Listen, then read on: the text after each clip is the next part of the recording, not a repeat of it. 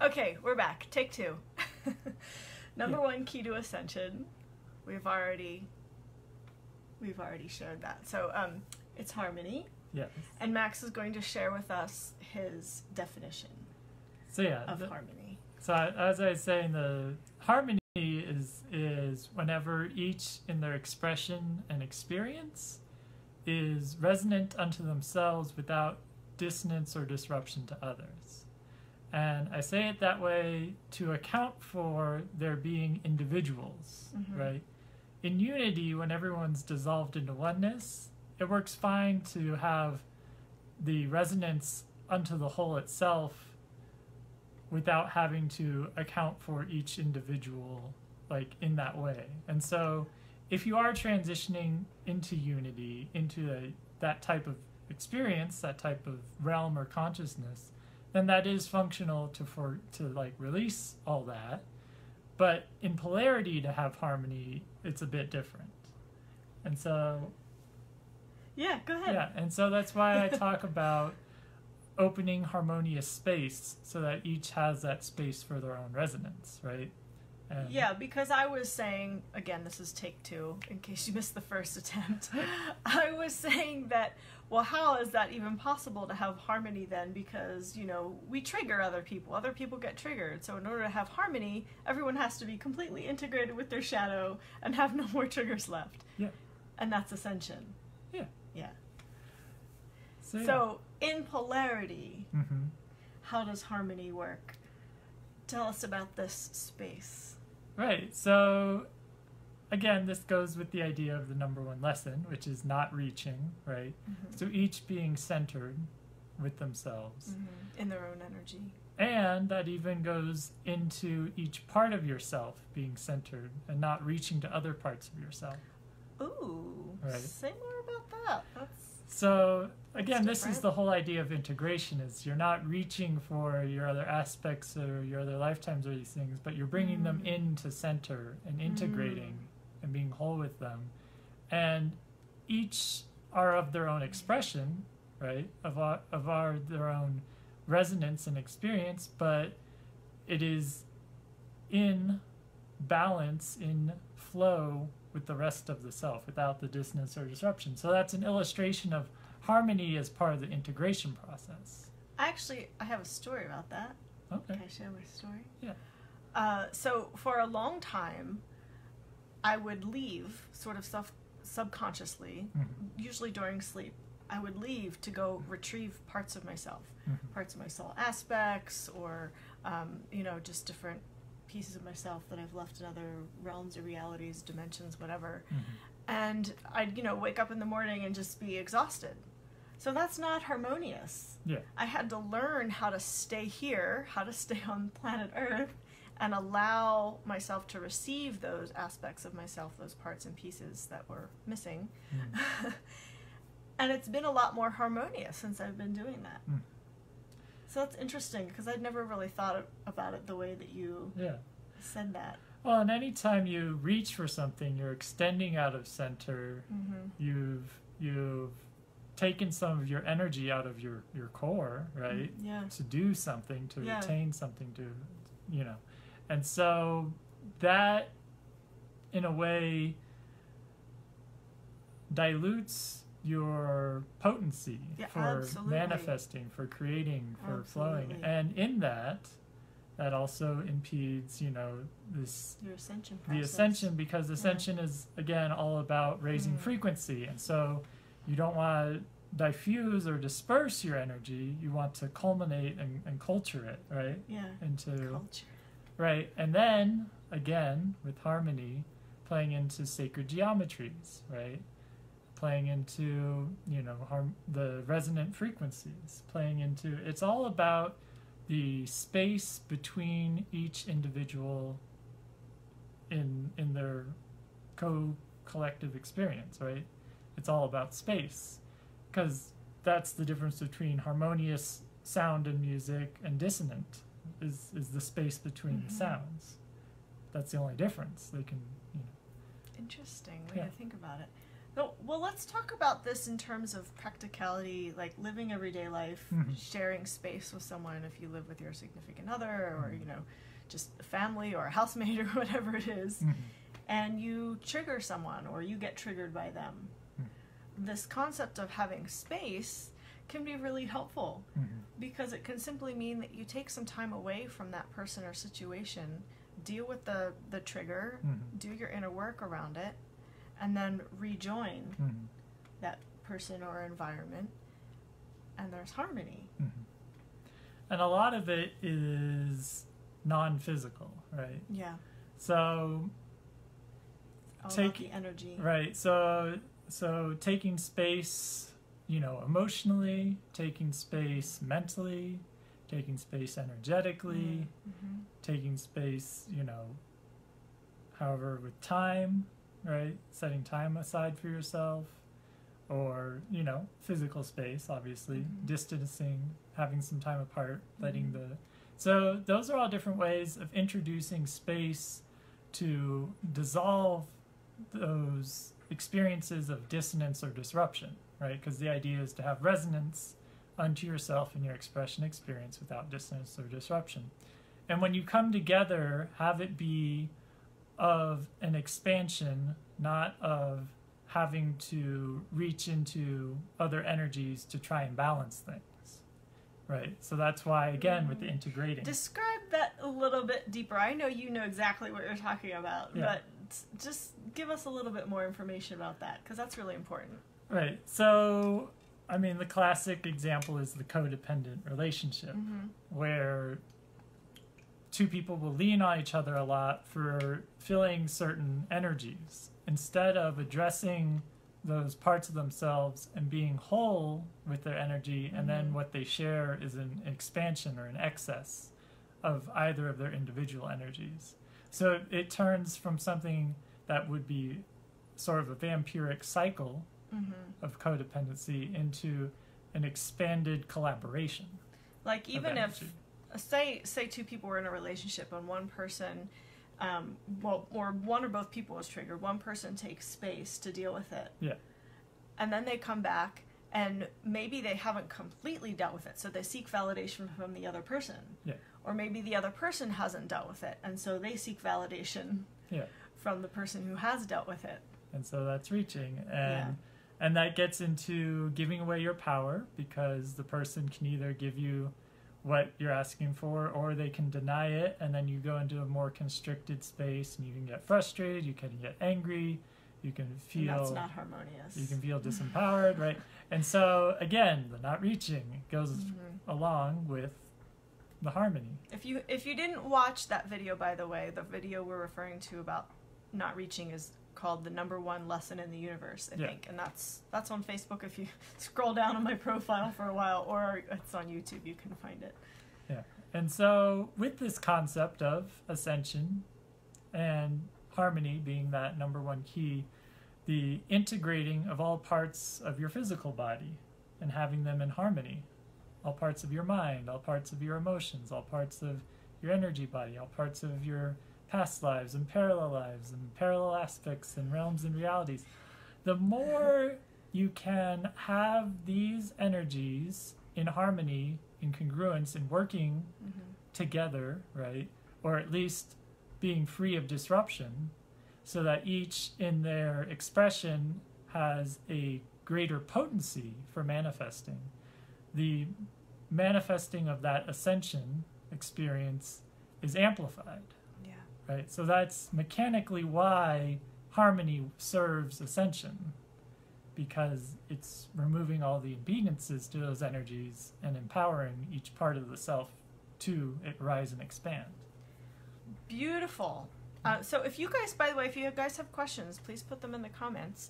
And I would like to speak a little bit about harmony within the self. Because, you know, it's one thing to have disharmony with someone else and you take physical space from that person, but, you know, running away from yourself isn't a good idea, right? So one of the things that I do to harmonize myself is if something's coming up for me that I need to deal with, I go into nature, because nature for me creates space for me to deal with what's coming up. Generally speaking. I had an experience last week that was the opposite of that. But generally speaking, nature for me gives me more space. So it's not running away. I go into nature with the intention of dealing with what's coming up, but it brings in more lightness. It brings in more energetic space. That's the only way I know how to describe it, for me to really look at and deal with what's going on. And so it's the same for yourself. If there's disharmony within yourself, you have to find a way to give yourself space. Cut out time in your day to deal with it. You know, hire a practitioner or a therapist and see that person to deal with it. Like, you have to create some kind of space or container to deal with the disharmony within yourself. You know, what we've been doing a lot is just shoving it under the rug, suppressing it, eating food so we don't feel it, you know, taking drugs or substances to numb the pain or whatever it is. But that's not giving yourself space. So the idea with giving yourself space to create more harmony, you have to find a way to have more space in your energy field, you know, physically, in your schedule, whatever it looks like, so that you can actually deal with what's coming up for you. And then, as we know, when there's harmony within and you're emanating harmony, that shows up more and more around you. Yeah. And I think what some people get sort of cut into with this idea is the self-sacrificing to try and create harmony amongst people that they have, you know, sensitivities or connections towards. And that is what I call pseudo harmony. It's like a temporary fix, a band-aid. Right, but what you're doing is you're in the self-sacrifice to create, you know, peace or harmony, right, externally, is you've just pushed your energy outward, right? So you've actually caused a dissonance internally by trying to diffuse and balance with your energy externally, right? And then that imbalance eventually catches up with you and you become depleted, and then you have to, you know, some people experience health issues and they have to come back to focusing on themselves. So that idea of self-sacrifice isn't actually serving harmony. That's why I call it pseudo or faux harmony. Faux harmony. Right. It's sort of, it has part of the idea, but if it forgoes the self, then it's out of balance and it's not sustainable. Yeah. So. And I'm thinking of another way that we can create harmony within ourselves, and that's with sound. Now, there are some sounds that are very, you know, not harmonious, and some sounds that are harmonious. And one of the things I like to do, as some of you guys know, is tone. And that just sort of like puts all of my cells, all of my being into a harmonious vibration, to a harmonious frequency pattern. And it's something you can do for yourself. Just start toning. And you don't have to sound beautiful or wonderful, but when you do it, your body, your DNA, your cells recognize your voice. It recognizes, oh, that's me. Right. And it's very harmonizing for the body. Well, and the voice is, in a way, attuned to the physical structure because it is just the physical structure reverberating. Yeah. And so it is most proximal to where the body's at, and then your intention, shifting those tones to open up more and more, is that gradual process. So it's not trying to push it too far. It's not too much of a jump at once. And so it's easier for the body to adjust using that method of sort of calibrating your vibration of yourself. It's a good way to calibrate your vibration. Yeah. So yeah, those are many good ways of utilizing harmony. Yeah. And it doesn't look like we have any questions, so any final thoughts? Essentially, it comes down to the same thing every time, right? Doing your inner work. Yeah. Doing your inner work. Because that creates harmony. Creates harmony within you, creates harmony in your external environment, creates harmony on the planet, and that's what we're all going for, right? Yeah. Planetary harmony, galactic harmony, universal harmony. And I guess the other side of it is some people try and create harmony by destroying things that are dissonant. So trying to destroy the shadow, or, you know, that sort of engagement. Yeah, that never works. Right. Well, and that's, in a way, that's what... It's a faux fix. Right. That's, in a way, that's what the shadow is trying to do. It's trying to create harmony through constriction and suppression, so there's only one resonance, right? That's the simple function of what it's trying to do in a very limited manner. And then the other side is the light's, you know, trying to dissolve back into oneness, and so the balance of those two things is to have space, right? Well, this goes back to a conversation we had about, you know, how the Cabal has set everything up. There is some structure for harmony when they control everything, because they create a structure for it. Yeah.